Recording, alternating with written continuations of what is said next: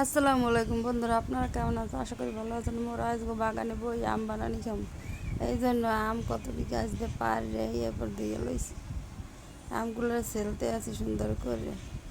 এই যে দেন আমগুলো সুন্দর সেরা হয়েছে, আর আমগুলোর দুম এই যে আবার ধুয়ে লইতে আছি, ধুয়ে এগুলোর ঘষনি দিয়ে দেখেন ধুইতে আছি সুন্দর করে। আর এই যে ঘষতে ঘষতে আছি, ঘষে ঘষে আমগুলোরে সুন্দর করে করে হলাম। এই যে মরিচ পুড়ে আনছি, লেবু পাতা, চিনি, আর আবার লবণও আনছি। লবণ আনতে ভুলে গেছিলাম, যে লবণ মরিচগুলো গড়লে লইছি। আর এক একে সব লইলাম, চিনি, আবার চিনিতে পিঠে আছে হালাই দিলাম, গুঁড়ো মরিচ, পোড়া মরিচ, এই যে লেবু পাতা।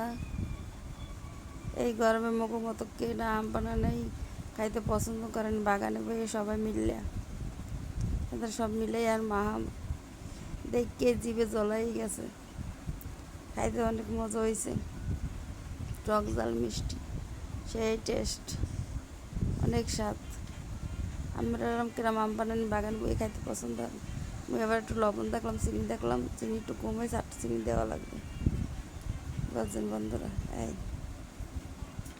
চিনি লবণ আবার একটু দিয়ে দিলাম সুন্দর করে। এখন খুব সুন্দর করে মাহাইবেন।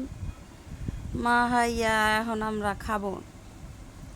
এই যে এই যে সবাই বাড়িতে বাড়িতে দিতে আসি। এই দেন তা আমার আম বানানি কেমন হয়েছে, কীরকম হয়েছে কমেন্টে জানাইন। আর কেরা খেতে পছন্দ করেন বুঝলেন। এবার এই ভিডিওটা শেষ করবো এখানেই। আল্লাহ হাফেজ, ভালো থাকবেন, দোয়া করবেন।